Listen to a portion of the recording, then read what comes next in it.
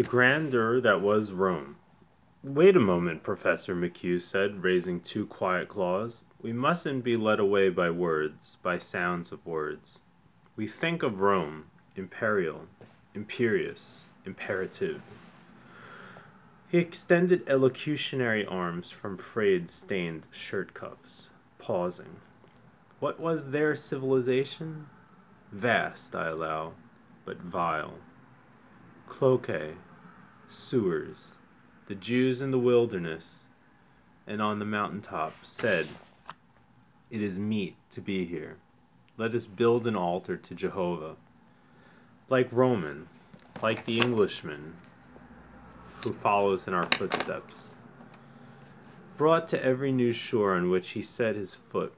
On our shore he never set it. Only his cloacal obsession. He gazed about him in his toga and he said, "It is meet to be here. Let us construct a water closet." Which they accordingly did do, Lenehan said. Our old ancient ancestors, as we read in the first chapter of Guinness's, were partial to the running stream. They were nature's gentlemen, J.J. O'Molloy murmured. But we have also Roman law. And Pontius Pilate is its prophet, Professor McHugh responded. Do you know that story about Chief Baron Pales? J.J. O'Molloy asked. It was at the Royal University dinner. Everything was going swimmingly. My first riddle, Lenehan said. Are you ready? Mr. O'Madden Burke, tall and copious gray of Donegal's tweed, came in from the hallway. Stephen Dedalus, behind him, uncovered as he entered. Entrez, mes enfants, Lenehan cried. I escort a suppliant, M. O'Madden Burke said melodiously. Youth led by experience visits notoriety. How do you do, the editor said, holding out a hand. Come in. Your governor is just gone.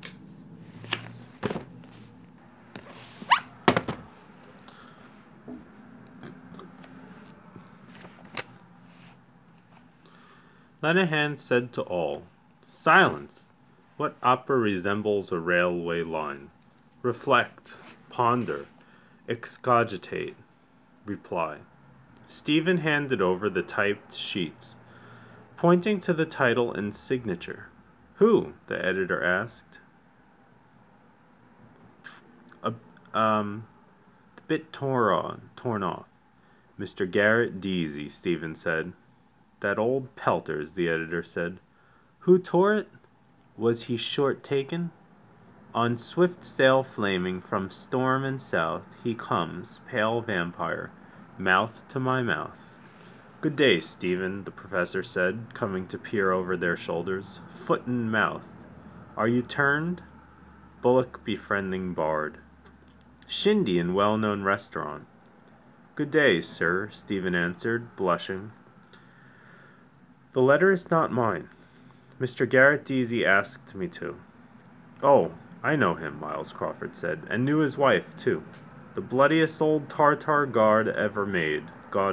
By Jesus, she had the foot and mouth disease.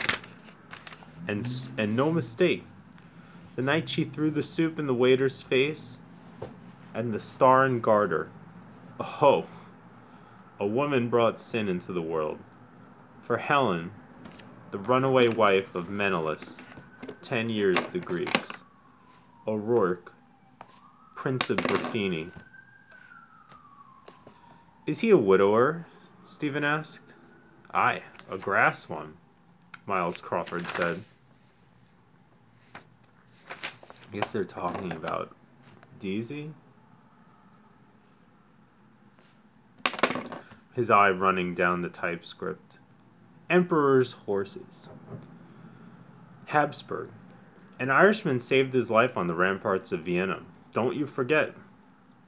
Maximilian Carl O'Donnell, Graf von Tyrconnell, in Ireland. Sent his heir over to make the king an Austrian field marshal now. Going to be trouble there one day. Wild geese. Oh yes. Every time. Don't you forget that. The moot point is, did he forget it? J.J. O'Malloy said quietly, turning a horseshoe paperweight. Saving princes is a thank you job. Professor McHugh turned on him. And if not, I'll tell you how it was, Miles Crawford began. A Hungarian it was, one day. Lost causes. Noble Marquess mentioned. So Miles Crawford. Good day, Stephen answered, blushing. The letter is not mine, Mr. Garrett. Deasy asked me to. Oh, I know. So Miles Crawford talking about Deasy. Noble causes, noble Marquess mentioned. We were always loyal to lost causes, the professor said.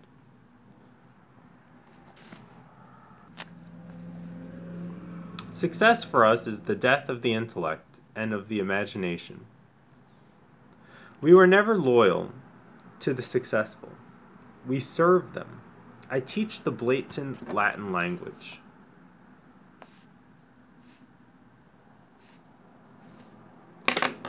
I speak the tongue of a race, the acme of whose mentality is the maxim. Time is money. Material domination.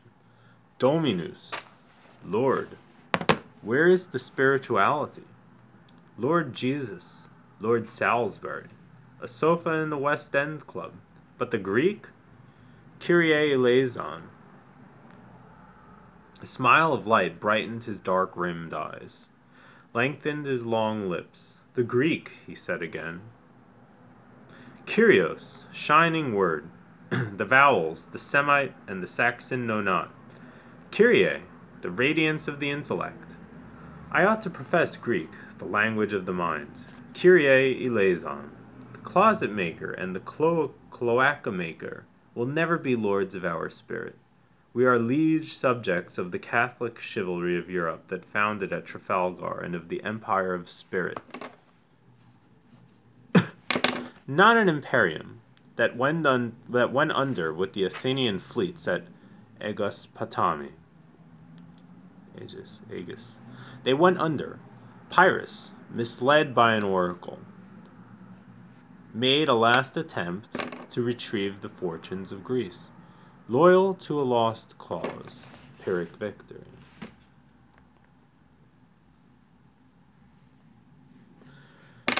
He strode away from them towards the window.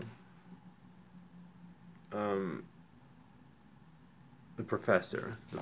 He strode. It's always hard to follow who's doing what.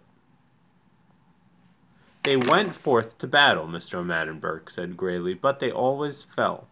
Boo-hoo, Lenehan wept with a little noise, owing to a brick received in the latter half of the matinee.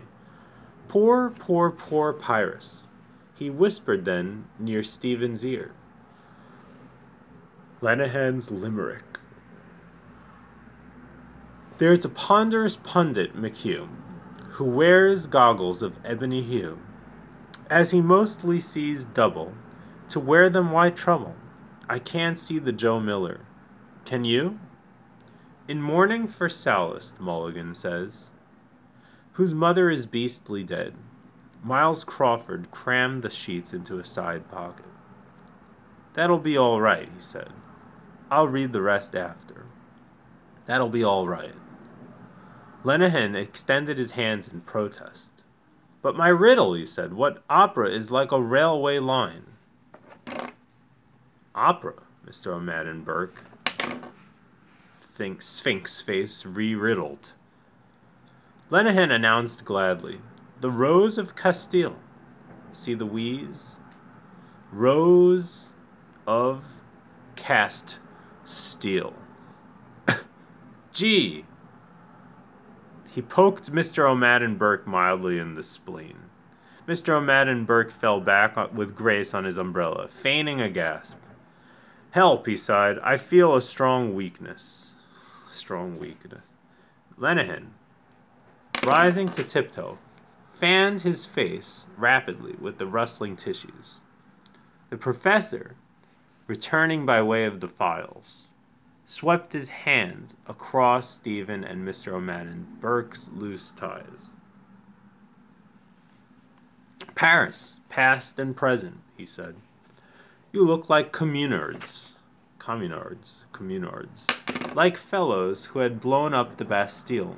J.G. O'Malloy said in quiet mockery, or was it you shot the Lord Lieutenant of Finland between you? You look as though you had done the deed. General Bobrikov. Omnium gatherum. We were only thinking about it, Stephen said. All the talents, Miles Crawford said. The law, the classics, the turf, Lenehan put in. Literature, the press, Stephen said. If Bloom were here, the professor said, gentle art of advertisement. And Madame Bloom, Mr. O'Madden Burke added. The vocal muse, Dublin's prime favorite. Lenehan gave a loud cough. Ahem, he said very loudly. Oh, for a fresh breath of air. Fresh of breath air. I caught a cold in the park. The gate was open.